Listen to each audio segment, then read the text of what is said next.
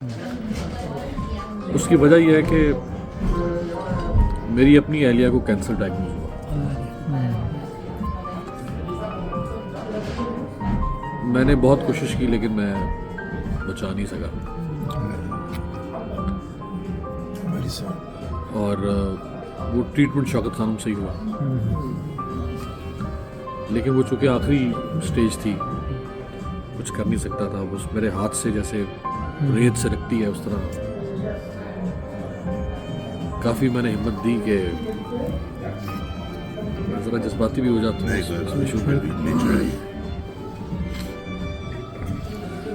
تو آپ میں سے اگر کوئی شوکت خانم گیا ہو کبھی, وزٹ کیا ہوگا تو شوکت خانم ایک ہاسپٹل سے زیادہ ایک ہیلتھ ٹورزم ہے. اللہ ویسے اس کو بھی کسی دشمن کو بھی وہاں نہ بھیجے, لیکن وہ ایک ہیلتھ ٹورزم ہے. میں دنیا کے جس ملک میں بھی جاتا ہوں میں 2 جگہوں پہ جانے کی کوشش کرتا ہوں, ایک اس شہر کی یونیورسٹی اور ایک اس شہر کا ہاسپٹل.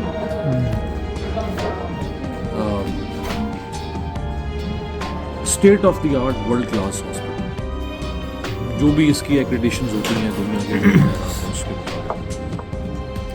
اور وہ یقینی طور پہ بہت سارے لوگ, حالانکہ آپ وہ طبقہ ہے کہ آپ کو دنیا کا بہترین ہیلتھ کیئر سسٹم یہاں میسر ہے,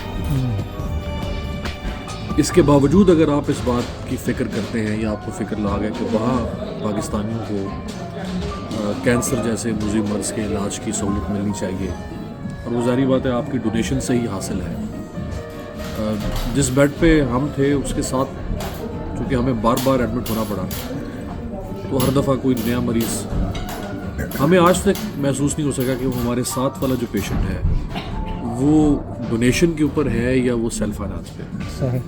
ہم تو چونکہ سیلف فائنانس پہ تھے, ہم اندازہ لگاتے تھے وہ ساتھ والے مریض کی مالی یا جسمانی یا اس کے ظاہری حالت سے کہ یہ کہاں سے آیا ہوگا اور کس حال کا ہوگا.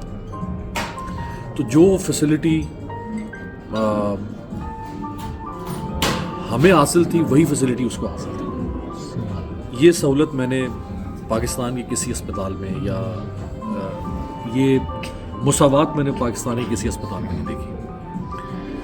اب ہمارا تو خرچ کوئی 20-25 لاکھ سے زیادہ ہوا, تو ہمارے ساتھ جو لوگ دوسرے پیشنٹ کے طور پہ داخل ہوتے تھے وہ یقینی طور پہ ڈونیشن پہ تھے.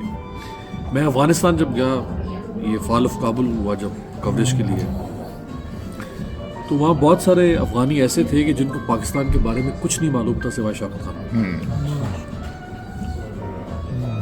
وہ صرف شوکت خانم کا نام جانتے تھے. میں کابل میں, جلال آباد, بہت ساری جگہوں پہ میں بازار میں افغانیوں سے پوچھتا تھا جب پاکستان کے بارے میں. ان میں سے کئی ایسے لوگ ملے جنہوں نے بتایا کہ ہاں ہم اپنا ٹریٹمنٹ وہاں سے کروا کر رہے ہیں, یا ہمارا ٹریٹمنٹ ابھی بھی وہاں پہ ہماری کسی فیملی ممبر کا ٹریٹمنٹ چل رہا ہے. تو یہ بہت عظیم کاز ہے. میں اسکینڈینیویا سے تو نہیں ہوں, لیکن فرینڈز آف اسکینڈینیویا جو شوکت خانم کا ہے اس میں آپ مجھے بھی شامل کر سکتے ہیں. ویلکم جی, اور جس حد تک ہو سکا انشاءاللہ آپ کی اس کاز میں, جس طرح زاہد صاحب نے فرمایا کہ آپ لوگ شاید میری کاز میں اس طرح نہیں ساتھ چل سکتے, لیکن میں یقینی طور پہ آپ کے ساتھ چل سکتا ہوں. اور انشاءاللہ اب یہ پہلی دفعہ آنا ہوا, اس کے بعد بھی سلسلہ رہے گا انشاءاللہ. آپ کی فنڈ ریزنگ ہو, ڈونیشن ہو, یہاں ہو, دنیا میں کہیں اور ہو, میں اس کے لیے بھی حاضر ہوں.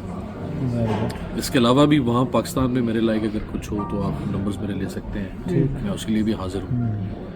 اور میرا خیال ہے کہ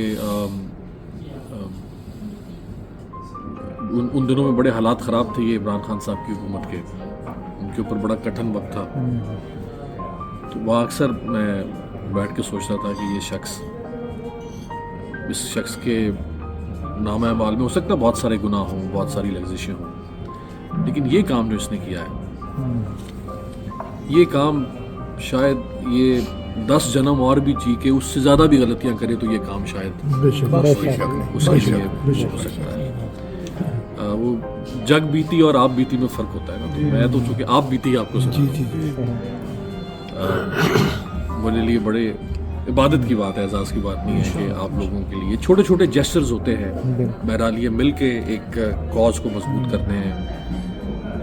کسی اچھی کاز کا ذکر کر لینا میرا خیال ہے وہ بھی ایک کنٹریبیوشن ہوتا ہے.